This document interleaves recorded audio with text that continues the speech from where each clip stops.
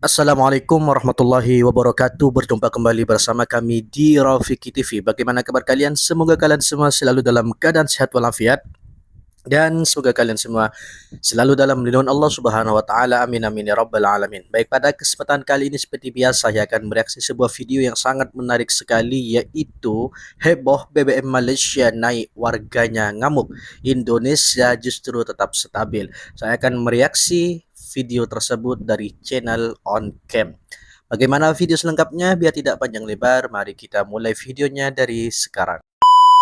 Assalamualaikum warahmatullahi wabarakatuh. Halo Waalaikumsalam teman-teman warahmatullahi semuanya, wabarakatuh. kembali lagi di channel ini. Belakangan ini, isu kenaikan harga bahan bakar di Malaysia kembali ramai diperbincangkan. Banyak warga mulai mengeluh karena biaya hidup terasa semakin berat, terutama ketika harga kebutuhan pokok dan transportasi ikut terdampak. Di media sosial, berbagai komentar bermunculan. Ada yang merasa khawatir, ada juga yang menyampaikan keluhan secara terbuka tentang bagaimana kenaikan harga BBM bisa mempengaruhi kehidupan sehari-hari. Sementara itu, di sisi lain kawasan, situasi harga BBM di Indonesia justru terlihat relatif stabil dalam beberapa waktu terakhir. Perbandingan inilah yang kemudian memicu berbagai diskusi dan reaksi dari masyarakat di kedua negara. Lalu, sebenarnya apa yang sedang terjadi? Mengapa isu ini menjadi begitu ramai dibicarakan? Di video ini kita akan melihat beberapa cuplikan reaksi warga, serta mencoba memahami bagaimana kondisi ini dipandang oleh masyarakat. Langsung saja, kita lihat cuplikannya. Ingin mengucapkan terima kasih kepada kerajaan yang telah menaikkan harga minyak diesel. Ramai rakyat yang menanti pengumuman dan sidang media daripada PMX semalam. Tapi yang menyedihkan, selepas daripada pengumuman itu, kita jangkakan ada berita gembira untuk rakyat. Tapi malangnya, selepas daripada pengumuman, kerajaan telah mengumumkan kenaikan harga minyak secara mendadak. Secara mendadak. Minyak diesel naik 80 sen sehingga RM3.92. Walaupun kerajaan masih lagi mengekalkan budi 95, tapi kenaikan diesel secara mendadak sebanyak 80 sen itu akan menjejaskan rantaian bekalan makanan, rantaian keperluan asas kepada rakyat. Dan terlalu banyak perbezaan di antara harga minyak diesel di Semenanjung dan harga minyak diesel di Borneo, Sabah dan Sarawak. RM3.92 dan RM2.15 itu satu perbezaan harga yang cukup tinggi. Kerajaan kena sedar bahawa diesel ini, kenderaan diesel merupakan kenderaan asas pada bekalan rantaian makanan dan barang kepada seluruh rakyat. Betul. Kita baru nak beraya, ada syarikat-syarikat kenderaan, syarikat-syarikat pengangkutan awam. Apabila kenaikan harga diesel secara mendadak, kesannya harga tiket bas, harga tiket yuran ataupun bayaran kepada uban sekolah akan meningkat. Harga-harga barang juga akan meningkat. Sebab itu, sepatutnya saya sudah sebut, apabila berlakunya perang di antara Iran dan Amerika Syarikat ini, rantaian ataupun harga minyak akan naik secara mendadak. Tapi kerajaan perlu ambil tindakan untuk meminimalkan kesan kepada rakyat. Betul. Dan kerajaan menyusahkan rakyat. Betul. Perbezaan yang jauh di antara Borneo dan Semenanjung ini satu perkara yang tidak bagus dan tidak adil untuk rakyat yang berada di Semenanjung. Sebab itu, kalau dah ada budi 95, sepatutnya kerajaan juga kena mengkaji bagaimana nak berikan subsidi bersasar kepada kenderaan-kenderaan diesel. Sebab itu malang pada hari ini, apabila kerajaan yang dulunya cakap nak turunkan harga minyak, nak meningkatkan ekonomi negara, tidak mahu membebankan rakyat, hari ini kerajaan inilah yang membebankan. Betul. Saya ingin mengucapkan terima kasih kepada kerajaan yang telah menaikkan harga minyak diesel sehingga membebankan rakyat yang berada di peringkat bawah. Saya juga ingin mengucapkan terima kasih kepada pengundi dan penyokong Pakatan Harapan dan Anwar Ibrahim yang akhirnya membebankan rakyat. Rakyat boleh menilai bagaimana prestasi Perdana Menteri yang ada pada hari ini. Dan saya juga ingin mengucapkan terima kasih kepada Barisan Ini Nasional terima kasih yang secara sanggup halus. menggadaikan Ini sindiran, prinsip aslinya UMNO, yang sindiran sanggup menggadaikan prinsip netizen kepada menaikkan PMS, Perdana dan Menteri akhirnya Malaysia yaitu kerajaan inilah Anwar Ibrahim. yang telah membebankan Kata rakyat terima kasih itu menaikkan adalah harga minyak sindiran keras sehingga atau berkali sindiran ganda. halus Dan kita dari dah tahu rakyatnya selepas daripada untuk ini Perdana Menteri bagaimana Malaysia yaitu peningkatan Anwar inflasi Ibrahim. yang berlaku kepada rakyat, peningkatan kos sara hidup yang berlaku kepada rakyat, dan kita tidak tahu apa kesannya kepada orang-orang susah yang berada di peringkat bawah. Sebab itu kerajaan kena bertindak segera sebelum kerajaan dihumbangkan oleh rakyat. Hidup rakyat. Hai, aku tak tahu lah Malaysia ni apa dah jadi. Kau tengok lah, diesel harga dia RM4. Kalau harga diesel RM4 12 sen. Road 95 RM3.27. Kan? Weh, aku nak cakap kau, kita ni pengguna minyak tau. Bila harga per barrel minyak naik, Malaysia punya ringgit mengukuh, kita tahu dia ke, dengan kita punya supply demand minyak kita tinggi kat luar negara, sebab ada sekatan daripada Iran, daripada negara-negara yang menyokong Amerika dan Israel. Kita sebenarnya boleh jadi kaya-kaya tau. Aku tak tahu lah, menteri dekat dalam Malaysia ni memang bodoh ke? Bodoh guys. Kan? Memang menteri kewangan ke apa, memang ni bodoh ke? Dulu kau cakap, bila minyak harga naik, berani sekali netizen Malaysia mengkritik pemerintahnya terkait naiknya BBM. Masya kaki Allah, penipu kan? Keren. Lepas tu ramai nak sokong. Minyak kita orang cakap dekat Malaysia ni, dalam perlembagaan kita dia ada dua benda, iaitu dalam subsidi petroleum dan juga subsidi pemakanan. Kita tengok subsidi pemakanan, berapa banyak subsidi pemakanan kita yang tak ada. Kan? Inilah masalah kan. Bila orang cakap pilih pemimpin yang bodoh kan. Cuma orang cakap dahulunya nampak hebat tapi sebenarnya bodoh kan.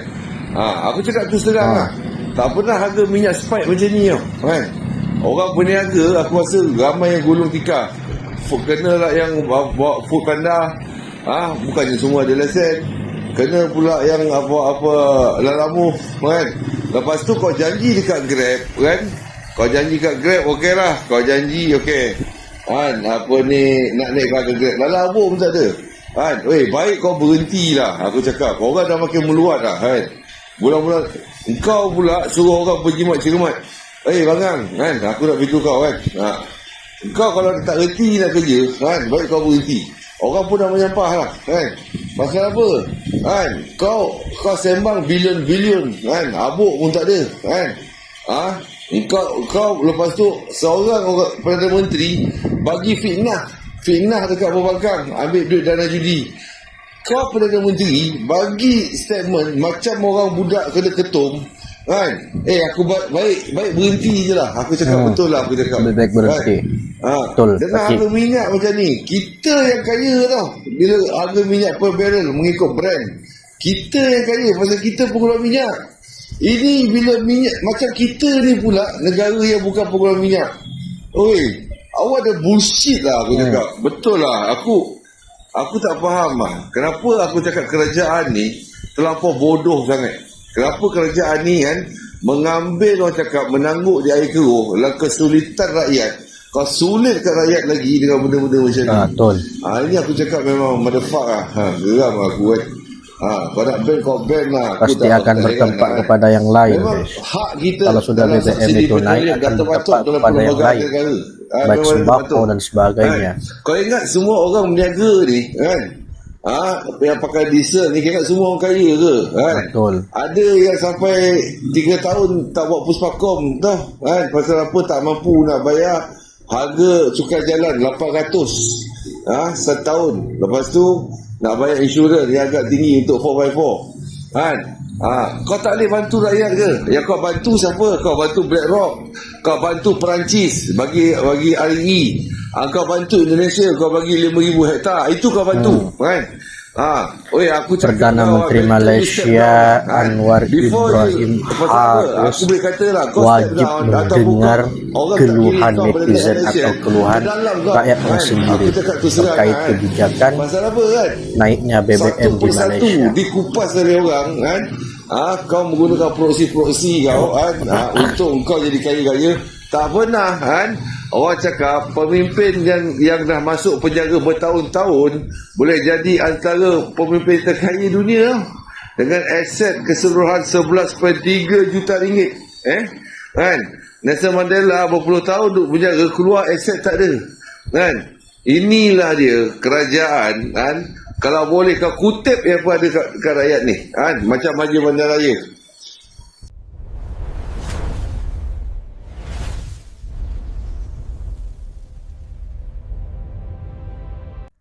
Isu kenaikan harga minyak di Malaysia sekarang memang tengah panas dan makin ramai rakyat mula bersuara. Bila diesel naik secara mendadak, kesannya bukan sekadar pada pengguna kendaraan, tapi sebenarnya memberi impak besar kepada seluruh rantaian ekonomi, dari pengangkutan, makanan hinggalah kos sara hidup harian. Kalau kita fikir secara logik, bila harga diesel naik, kos penghantaran barang pun akan meningkat. Bila kos penghantaran naik, peniaga terpaksa naikkan harga barang. Akhirnya siapa yang terasa? Rakyat biasa juga, yang buat ramai mula risau, terutama golongan B40 dan peniaga kecil yang margin keuntungan mereka memang dah tipis. Apa yang lagi hangat bila orang mula bandingkan situasi ini dengan Indonesia yang nampak lebih stabil buat masa sekarang. Perbandingan ini yang mencetuskan pelbagai reaksi di media sosial. Ada yang persoal dasar kerajaan, ada juga yang coba faham dari sudut ekonomi global seperti konflik antara bangsa dan harga minyak dunia. Tapi dalam masa yang sama, kita kena akui isu minyak ini bukan perkara mudah. Ia melibatkan subsidi, keuangan negara dan juga tekanan dari pasaran global. Bila harga minyak dunia naik, kerajaan memang berada dalam dilema. Sama ada tanggung subsidi besar atau lepaskan harga kepada pasaran. Cuma persoalan utama rakyat sekarang ialah, adakah kenaikan ini dibuat untuk perancangan yang cukup untuk lindungi rakyat? Ramai yang bukan marah semata-mata, tapi mereka risau tentang masa depan. Bila hampir musim perayaan, kos meningkat, ekonomi belum betul-betul pulih, kenaikan mendadak macam ni memang beri tekanan besar. Dalam masa sama juga, penting untuk kita bezakan antara kritikan dan emosi. Media sosial kadang-kadang dipenuhi dengan kemarahan yang meluap-luap. Tapi sebagai rakyat, kita juga perlu nilai isu ini secara rasional. Apa sebenarnya puncak? Apa pilihan yang kerajaan ada? Dan apa solusi jangka panjangnya? Mungkin ini masa terbaik untuk buka perbincangan yang lebih matang, bukan sekadar menyalahkan, tapi mencari jalan supaya beban rakyat dapat dikurangkan tanpa menjejaskan ekonomi negara secara keseluruhan. Apa pendapat korang? Adakah kenaikan harga minyak ini sesuatu yang tak dapat dielakkan? Atau sebenarnya masih ada cara untuk kerajaan kawal supaya rakyat tak terlalu terbebani? Kongsikan pandangan korang di ruangan komen. Jangan lupa like, share, dan subscribe untuk lebih banyak kupasan isu semasa yang dekat dengan kehidupan kita semua.